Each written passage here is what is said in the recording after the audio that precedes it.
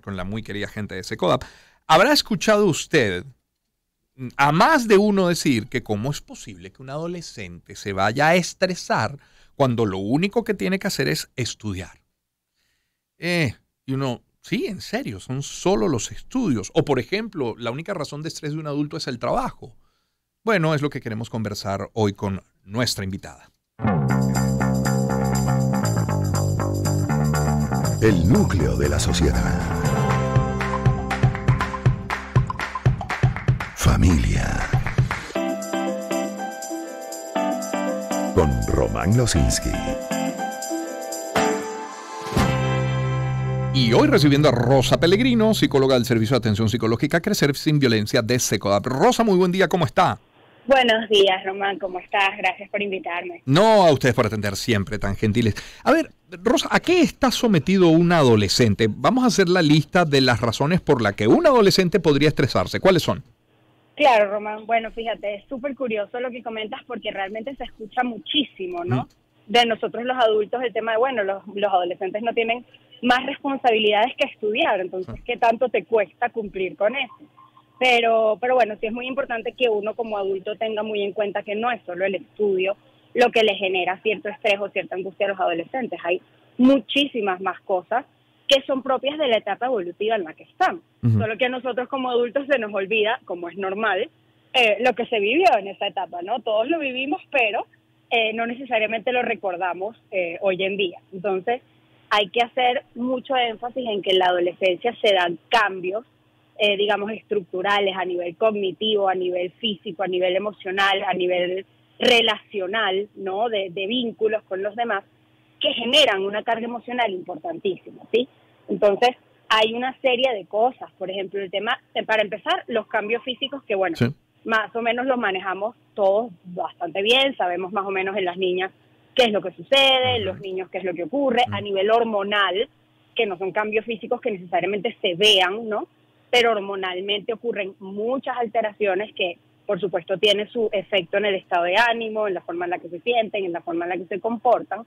Y solamente eso, esa ola de cambios que además ellos no tienen por qué saber cómo explicarse, no saben cómo manejarlo, no saben a qué se debe, no saben ahora cómo hallarse en esa situación, pues por supuesto que puede generar muchísima desestabilidad. Claro. Yo hice mi lista, seguro incompleta, pero hice mi lista. Estudios y hormonas, sí, ya lo has mencionado. Sin Luego, duda. conflictos en la familia. Producto a lo mejor de esas hormonas alteradas, ¿no? De eso mismo, claro. Conflictos bueno, iniciación con la pareja, la incertidumbre por el futuro, la situación país que también les afecta a los adolescentes, la necesidad de trabajar que tienen algunos para aportar en sus casas, responsabilidades incluso en casa como cuidador, porque además a lo mejor tienen una abuelita o tienen un hermanito al que tienen que atender, el entorno social, el entorno político, insisto en la palabra incertidumbre. Caramba, como si fuera poco, además el cambio físico y hormonal más los estudios, ¿no?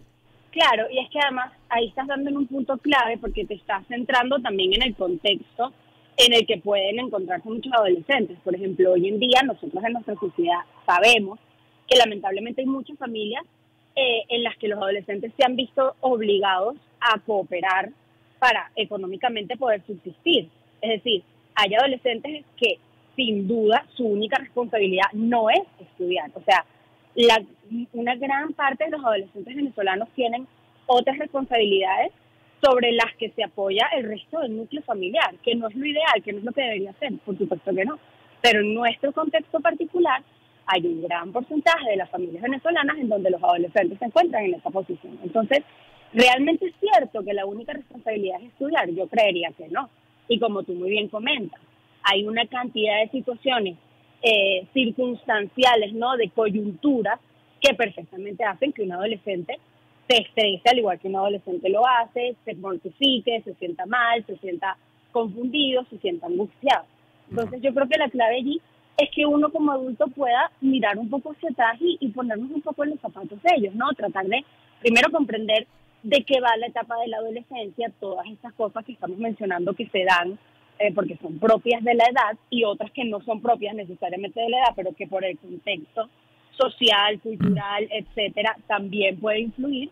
Y voy a entender que a lo mejor el estudio es de las menores preocupaciones porque hay otros elementos que ahorita mantienen al adolescente, pues por supuesto, enfocado en avanzar, ¿no? Ahora estamos conversando con la psicóloga Rosa Pellegrino. Rosa, en este momento muy probablemente haya por lo menos una persona que debe estar diciendo, mira, ver a los adolescentes así como, ay, pobrecitos los adolescentes, en ese intento nuestro de entender esa etapa tan complicada, les ubica, y por eso es que estos muchachos son una generación de cristal. Sí, es por eso.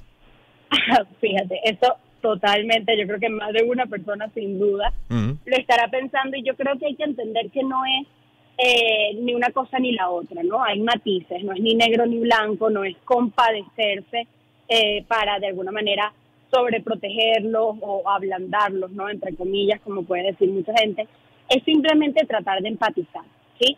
Es decir, es sumamente importante comprender de dónde viene la conducta del adolescente. Una cosa es comprenderlo y otra cosa es justificarla o sobreproteger o validar incluso. O sea, lo importante es que tú puedas entender de dónde viene este comportamiento, porque esa es la única manera en la que tú vas a poder saber cómo apoyarlo. O sea, si tú asumes que el comportamiento del adolescente se debe a que es un amargado, a que no sabe manejar la vida, a que es un malcriado, a que lo sobreprotegieron o a que bla, bla, bla, no vas realmente a poder tener las herramientas para acompañar a ese adolescente. Y la idea no es que sea una batalla entre adultos y muchachos, la idea es que tú puedas estar ahí como pilar. Pero para poder hacer esa función, tú tienes que entender qué es lo que le está atravesando. Entonces, creo que es fundamental que entendamos que comprender al adolescente, ponernos en su lugar, ser empáticos con lo que él está sintiendo, no tiene nada que ver con ser ni condescendiente, ni alcahueta, ni sobreprotector, en absoluto. Tú simplemente estás entendiendo a qué se debe el comportamiento para poder saber cómo apoyarlo de la mejor manera, inclusive llevándolo a que él sea más adelante un adulto responsable, autónomo, autocrítico. O sea, no tiene nada que ver con eso, la generación de cristal que no tolera nada, en absoluto. Claro. Y Rosa, algo muy importante, siendo que todos esos elementos de los que hemos hablado podrían generar estrés en el adolescente, ¿cómo drenan los adolescentes? ¿Qué vías tienen? Porque habrá vías regulares, no sé, deporte, conversar con sus amigos, irse de fiesta, y algunas otras que podrían llevarlos a alguna desviación. Así es, y por eso volvemos a lo mismo, hacemos énfasis en que la figura del adulto cuidador es clave, porque de ti depende las vías que él vaya a elegir o no.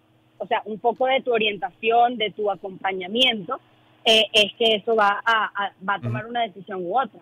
Hay muchísimas vías de canalizar esas emociones, como desde lo dices, vías mucho más saludables, el deporte, espacios de entretenimiento, de esparcimiento, salir con amigos, tener inclusive, Román, la terapia. O sea, yo lo tengo que mencionar porque nosotros en Secodap, que justamente atendemos niños y adolescentes, bueno, hemos podido vivir en carne propia el cambio positivo tan importante que implica que un adolescente tenga la oportunidad de ir a terapia. Entonces, claro que a lo mejor hay algunos adultos que no tienen quizás la noción de lo bueno que pudiera ser, o que si mi hijo va a terapia entonces es porque tiene un problema. No, todos deberíamos poder tener un espacio para canalizar y drenar nuestras emociones. Y un adolescente que no es un adulto que ya debería estar autorregulado, etcétera, etcétera, más todavía tiene que poder tener ese espacio. Ahora, ¿qué pasa?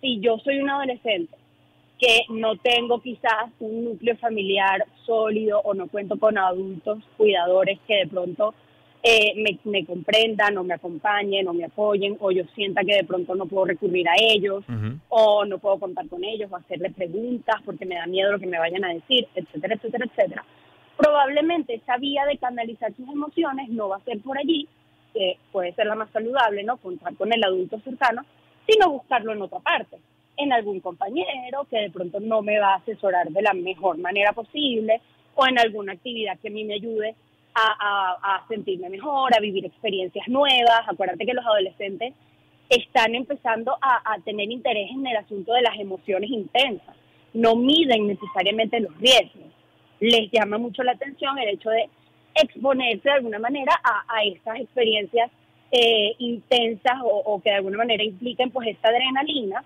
Y si yo como adulto no no logro acoplarme a eso y acompañarlo sin invadirlo, sino estando allí, pendiente, supervisando, pero sin invadir su espacio, este adolescente sin duda va a decidir muchas cosas que a lo mejor no son lo más apropiado. Entonces, ¿qué es lo que nosotros queremos decir en ese sentido?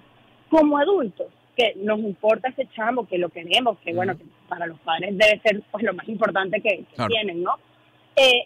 ¿Cuál es la mejor manera? Y tú a lo mejor lo estarás viviendo pues con tus propias niñas, que ya vi que están creciendo, ¿no? Sí, demasiado. Entonces, cónchale, el entender que es mejor estar cerca, seguro, que entrar en esa lucha de poder. Y no juzgar, entender y preguntar. Claro. O sea, lo que a mí me hubiese gustado cuando yo era adolescente. Sí. Yo creo que hacer ese ejercicio es fundamental. Sí. Todos nosotros fuimos adolescentes, es imposible. Claro. O sea, es imposible que no lo hayamos sido. Entonces, mirar un poco hacia atrás en retrospectiva y decir, oye, ¿qué hubiese necesitado yo? ¿Qué me hubiese gustado de mi mamá, de mi papá, de mi tío, de mi hermana? O sea, ¿qué hubiese querido yo? Y qué decisiones quizás mejores hubiese tomado si hubiese tenido una figura que me hubiese acompañado. Claro, entonces, así creo es. que eso es clave. Rosa, gracias por esta última recomendación con la que me quedo. Rosa Pellegrino nos ha acompañado. Rosa Pellegrino es psicóloga del Servicio de Atención Psicológica Crecer Sin Violencia de SECODAP. Son las 8:26.